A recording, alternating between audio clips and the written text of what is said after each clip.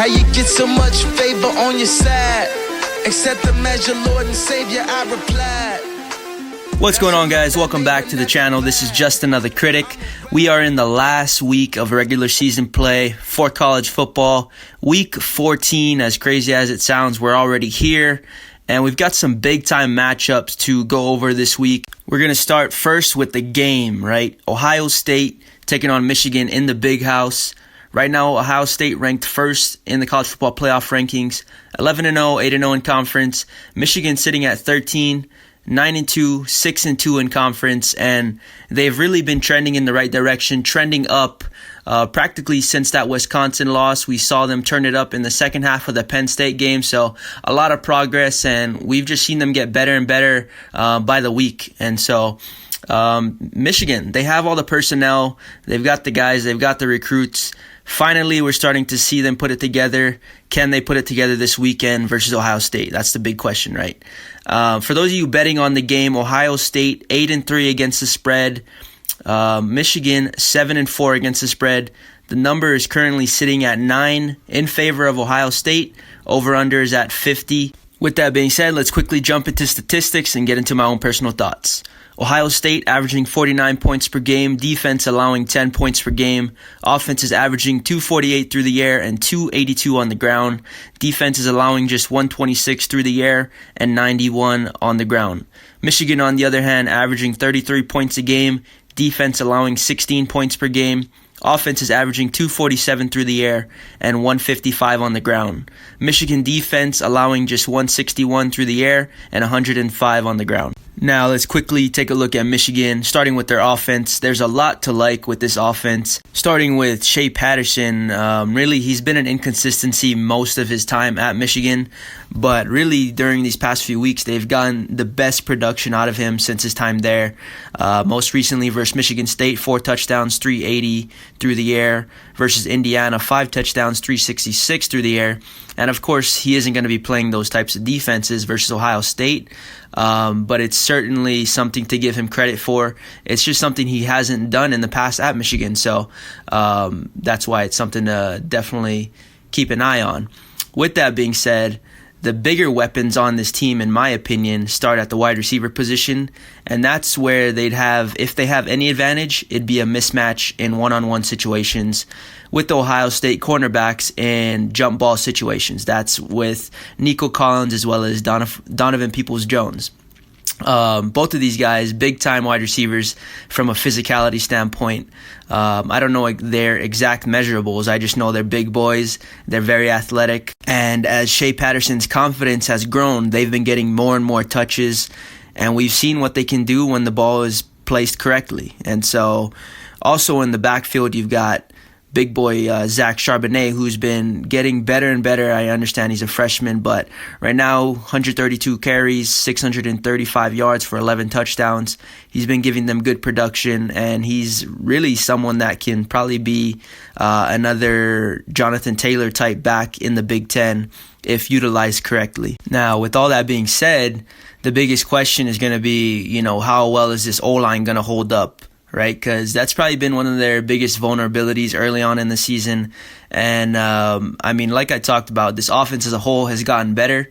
But this is going to be obviously the best defensive front and the best college football player that they've faced in Chase Young. And how are they going to game plan for that? They gave up 4 sacks versus Michigan State. I think 2 just a week ago versus Indiana. So their play has been somewhat spotty, but has been better than we've seen in past games and earlier games where they were pretty much getting dominated at the line of scrimmage. We saw that in the Wisconsin game, but that's the biggest question mark in this game. What type of protection Shea Patterson will have, what type of holes Charbonnet is going to be able to really take advantage of, and if that's even going to be there. Now, looking at the defense, that's pretty much kind of been the same story with the defense. They've been trending in the right direction. They've been getting more production out of their guys. Statistically, we take a look at what they've been able to do, starting with the Penn State game again. allowing just 101 on the ground and 182 through the air versus Penn State, shutting down Notre Dame for 47 rush yards, 133 through the air. Maryland, 129 on the ground, 104 through the air. It's kind of been a consistency just a week ago. Taking a look at Indiana, 97 on the ground, 224 through the air. I understand we've got to, take those with a grain of salt because those aren't really great offenses that Michigan has seen throughout the past 3 weeks. Notre Dame is kind of a very spotty team, so it's really hard to gauge just how good they were going to be coming into that game because you don't know what Notre Dame team you're going to get on a week-to-week basis. So with that being said, while they have played well, I understand they haven't played very good offenses, so this defense hasn't necessarily been challenged throughout the past few weeks. Maryland, Michigan State, Indiana. I understand that. But with that being said, these are things that they haven't necessarily been doing early on in the season. So while it hasn't been done against the greatest of offenses, it's being done in general. And so that's always a good sign when you can begin to see that progression, begin to see that production. Because like I talked about, they weren't even getting any of that early on in the season. So getting it right now before the Ohio State game, trending in the right direction, it's a good sign. Are we going to get that same type of production versus an elite team, an elite offense like Ohio State? We're going to find out, right? Sometimes these games bring the best out of people, bring the best out of teams and players, and we're going to find out if that's going to be the case for Michigan this weekend. One of the biggest things to keep an eye on when watching this defense is some of their vulnerabilities at the line of scrimmage, right? This is something I talked about in the Wisconsin matchup, and Ohio State pretty much has the same personnel to do what Wisconsin was able to do to Michigan. They have the big boys up front at the line of scrimmage on offensive line. They've got the running back to really just wear down this defense and run the ball and find success running the ball. I think some of the best strengths of this Michigan defense is probably at the second level with their linebackers. Guys like Khaleke Hudson, Josh Uche. And so if they're able to, they're really just going to have to play way more discipline in their gap control and just being able to really fill those holes. Because I think really Ohio State, like I talked about, they have the personnel in order to really just decide to dominate at the line of scrimmage and run the ball. But at the same time, they can spread you out and force you to vacate those areas, which opens up areas of exposure for J.K. Dobbins.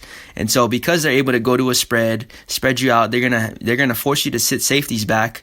And if you don't do that, if you decide to play man-to-man and fill the box like they talked about a week ago, they have a dual-threat quarterback, and he can essentially leave the pocket. Everyone's in man-to-man coverage downfield, so they're not looking for him. They're looking at they're in man-to-man, so they're going to be sticking with their guy no matter where he goes. And so that opens up spaces for Justin Fields to take advantage of. So while this defense has been trending in the right direction, I don't think there's going to be necessarily a way to stop Ohio State for 4 quarters. And to be fair, I don't think anyone really has that ability this year to stop Ohio State because of how many weapons they have. But I think they're just going to have to play a bend, not break type of role and find a lot of success in their red zone defense, really making a lot of stops inside the 20, because for the most part, Ohio State is going to be able to find success between the 20s. Now, quickly touching on Ohio State, pretty much the same case as last week. There isn't much I can tell you guys about this team that you don't already know. I said it last week. They don't have any vulnerabilities. Really, the only way they're going to lose a game is if they hurt themselves like they did last week versus Penn State. 3 fumbles, 3 turnovers that essentially turned into 17 points. And other than that, it was pretty much dominated by Ohio State. That game easily should have been 28-0 at the half, or 28-0, early in the third quarter, whatever it might have been. But Ohio State practically dominated that game versus Penn State in all phases. It was just the turnovers and shooting themselves in the foot that essentially gave Penn State a way back into the game. With that being said, I think the 2 biggest advantages Michigan has in this game, first, they're playing at home, so their crowd noise can certainly play a big part in affecting Justin Fields in that offense, being able to change plays at the line of scrimmage, having that clear communication with his wide receivers and whatnot. If they can disrupt that, they can make things hard on Ohio State and Justin Fields. Second advantage is their wide receivers, right? They have a great matchup with the Ohio State DBs. Not that these DBs aren't great, but like I talked about, these wide receivers for Michigan, they're just big, they're physical, and they're able to really beat you in a one-on-one type situation because of their physicality, their stature, their athleticism. They're really just a full package. And so if Shea Patterson can make the right plays, put the balls in the right position, and just give his guys a chance to make plays, I think more times than not, those guys are going to come up with big-time plays. With that said, as far as how I see this game playing out, I think the biggest X factor that no one has found an answer for has obviously been Chase Young, and I don't expect Michigan to find an answer for him this weekend. And so while I do expect Michigan to find some sort of success with their 50-50 balls and with utilizing their wide receivers' advantages in one-on-one situations, I'm just not sure, and I don't expect Shea Patterson to have a decent amount of time in that pocket because of Chase Young's ability to really just get to the quarterback.